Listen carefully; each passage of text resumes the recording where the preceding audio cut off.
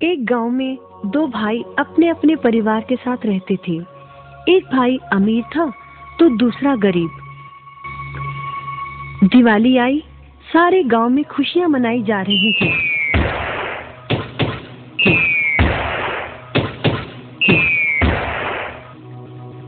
परंतु छोटे भाई के पास तो खाने लायक भी कुछ नहीं था। वह बड़े भाई के पास मदद मांगने गया। बड़े भाई ने दुत्कार कर बैरंग वापस भेज दिया। बेचारा उदास लौट रहा था कि रास्ते में एक बूढ़ा दिखाई दिया। बूढ़े के पास लकड़ियों का एक बड़ा सा गट्ठर था। बूढ़े ने उससे पूछा, क्या बात है बेटे, बहुत उदास हो? दिवाली पर तो खुश होना चाहिए। काहे की दिवाली ताऊ, मेरे भाई ने भी मेरी मदद नहीं की। मेरा परिवार भूखों मर रहा है और मैं कुछ नहीं कर पा रहा।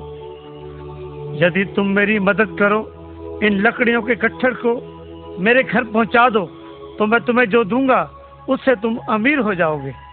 छोटा बूढ़े के पीछे चलता हुआ लकड़ियों के गट्ठर को उसके घर छोड़ आया।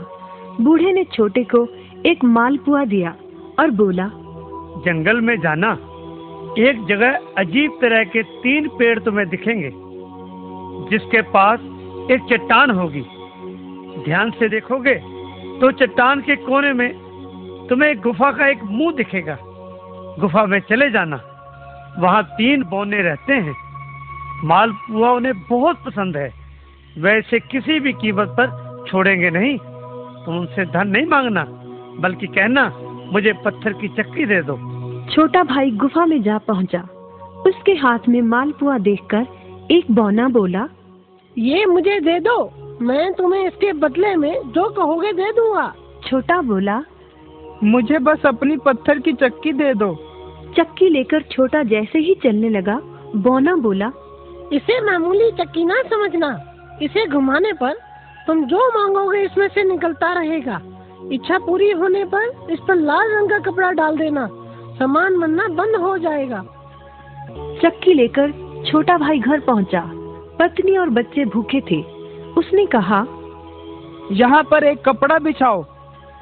कपड़ा बिछाकर चक्की उसके ऊपर एक किनारे रखकर छोटे ने चक्की चलाई और बोला, चक्की चक्की चावल निकाल।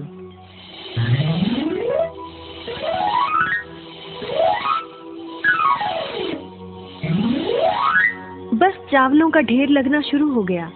लाल कपड़े से चक्की को ढककर छोटे ने फिर कपड़ा हटाया और दोबारा चक्की चलाकर बोला, चक्की चक्की दाल निकाल।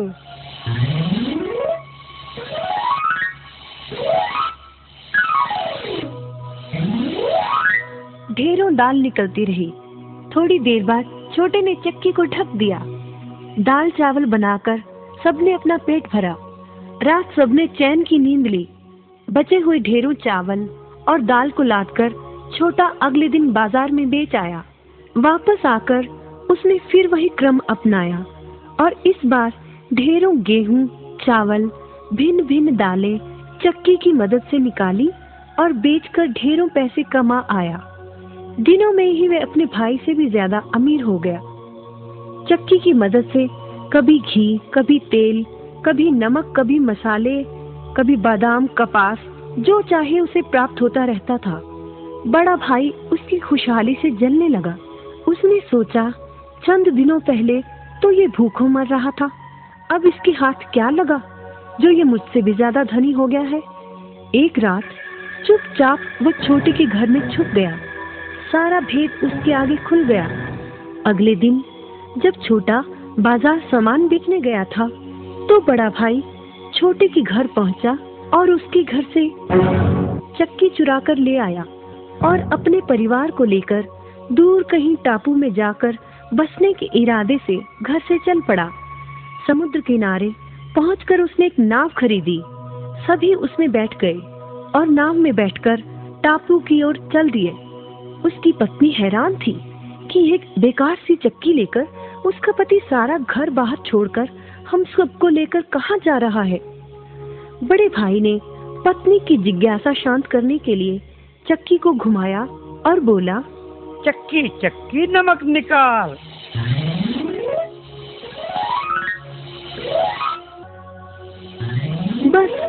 गया था।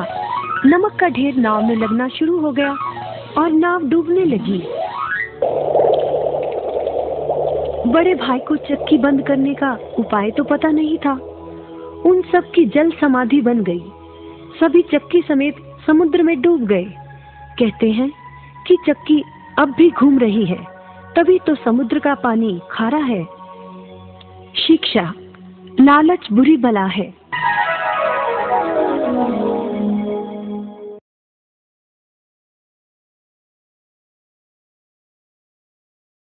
Friends, good morning.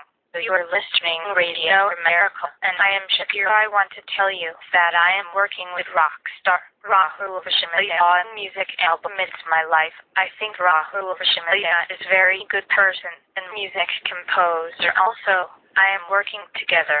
I am happy with Rahul Vishamaya. I hope we will be successful. Rahul is my best friend. He is an Indian rock star. I like him. Thanks to all. I take care.